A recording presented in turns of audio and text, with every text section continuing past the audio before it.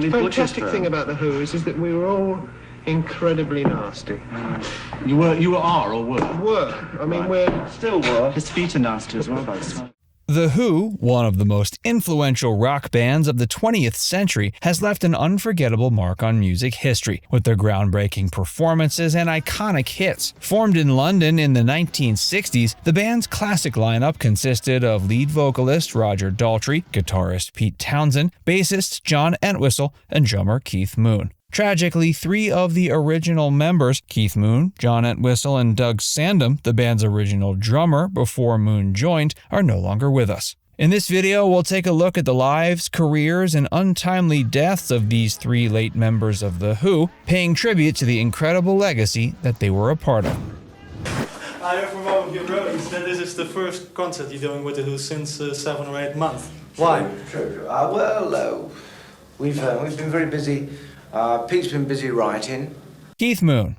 Keith John Moon was born August 23, 1946, in Wembley, London, England. He joined The Who in 1964, replacing the band's original drummer, Doug Sandom. Moon's drumming style was a vital component of The Who's high-octane sound, characterized by his furious fills, crashing cymbals, and the use of double bass drums. His exuberant stage presence and destructive antics, which included destroying hotel rooms and detonating explosives in his drum kit, made him a legendary figure in rock music. But Moon struggled with alcohol and drug addiction throughout his career. His substance abuse led to erratic behavior and health problems, causing tension within the band. On September 7, 1978, just after the release of The Who's album Who Are You?, Moon died of an overdose of irreverent, with the coroner's report stating that Moon had taken 32 tablets, 26 of which were undissolved in his stomach. The report noted that the normal recommended dose was 1 to 2 tablets daily, but the number Moon took would not have been fatal to an ordinary person. But because of Moon's compromised liver function due to chronic alcohol abuse, the drug proved lethal. Moon's death was a devastating blow to The Who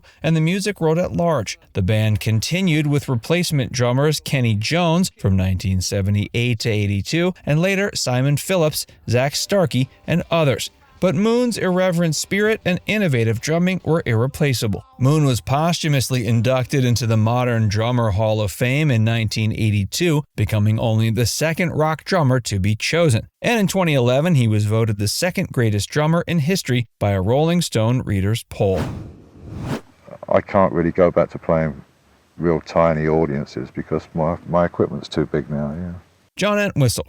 John Alec Entwistle was born October 9, 1942, in Chiswick, London. He was a founding member of The Who, serving as the band's bassist from 1964 until his death in 2002. Entwistle was renowned for his virtuosic bass playing, which often served as a lead instrument in the band's music, and for his stoic stage presence, which earned him the nickname The Ox. He was the only member of The Who to have formal musical training, having played piano, trumpet, and French horn as a child. His bass playing style was a key element of the band's sound, characterized by his use of treble, loud volume, and melodic bass lines that often intertwined with Pete Townshend's guitar work. He also contributed to The Who's songwriting, penning darkly humorous songs like Boris the Spider, Whiskey Man, and My Wife. On June 27, 2002, just one day before The Who were set to begin a North American tour, Entwistle was found dead in his hotel room at the Hard Rock Casino and Hotel in Las Vegas. He was 57 years old. Toxicology reports indicated that Entwistle had died of a cocaine-induced heart attack, with his blood containing 0.55 milligrams per liter of cocaine plus traces of alcohol, a combination known to be highly dangerous. Entwistle's sudden death saddened and shocked his bandmates and fans around the world. The Who decided to continue with the tour as planned, with the session bassist Pino Palladino filling in. Townshend later reflected on Entwistle's importance to the band, stating, quote, "John's bass sound was like a Messiaen organ, every note, every harmonic in the sky. When he passed away and I did the first few shows without him, with Pino on bass, he was playing without all that stuff. I said, wow, I have a job." Entwistle's musical legacy lives on through his groundbreaking bass work on The Who's albums and his influence on countless rock bassists who followed. He was posthumously inducted into the Rock and Roll Hall of Fame as a member of The Who in 1990. But we got the real champion in the family. The real champion is Peter. He is an absolute Doug Sandom.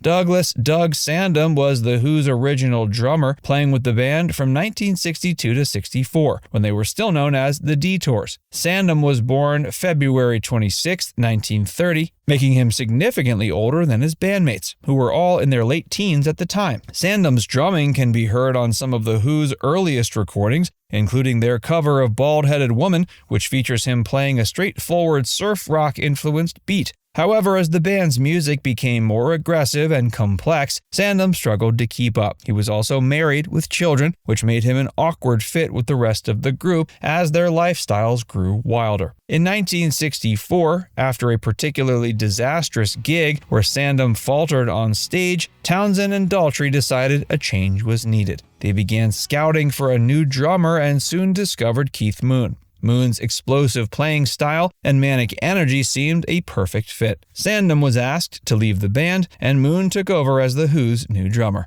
After his departure from The Who, Sandom largely left the music industry, though he did play in a few local bands. He spent most of his life working as a taxi driver and a meter reader for British Gas. He died February 27, 2019, one day after his 89th birthday. Though his time with The Who was brief, Sandom's early role in the band's development was significant. In a 2004 interview with Record Collector magazine, Roger Daltrey acknowledged Sandom's contributions, saying, quote, "Doug was a great drummer, but he was in the band when we were a band that hadn't got any individualism. Once we became The Who, and the music became more our music, he couldn't fit in. But in those early days, he did a great job."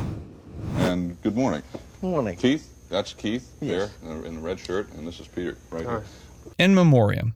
The deaths of Keith Moon, John Entwistle, and Doug Sandom represent significant losses in the history of the band. Moon and Entwistle in particular were integral to the band's groundbreaking sound and dynamic, and their absences are still felt decades after their passing. Moon's manic drumming and larger-than-life personality defined The Who's rebellious spirit in the 60s and 70s. His death at age 32 cut short a brilliant but tumultuous career and robbed the music world of one of its most singular talents. Townsend once described Moon as the best drummer that ever lived, a sentiment echoed by many critics and fans. Entwistle's bass playing and stoic stage presence earned him the respect of his peers and the admiration of generations of rock bassists. His sudden death in 2002 was a shock to his bandmates and fans, and left a void in The Who's sound that could never quite be filled. Townsend later reflected, quote, "A big piece of the magic of The Who died with John Entwistle." Though Sandom's time with The Who was brief, his early role in shaping the band's sound and work ethic was important. Today, Roger Daltrey and Pete Townsend carry on The Who's legacy as the last surviving members of the classic lineup. In concerts and interviews, they often pay tribute to their fallen comrades, acknowledging the indelible mark they left on the band and on rock music as a whole. As Townsend wrote in a tribute to Moon, quote, "A friend, a mentor, and a fellow traveler has passed on, but all he meant to rock will always be there in the extraordinary music of The Who, which is part his epitaph and testimony." Now it's time to hear from you. What's your favorite song from The Who? Let us know in the comments section below.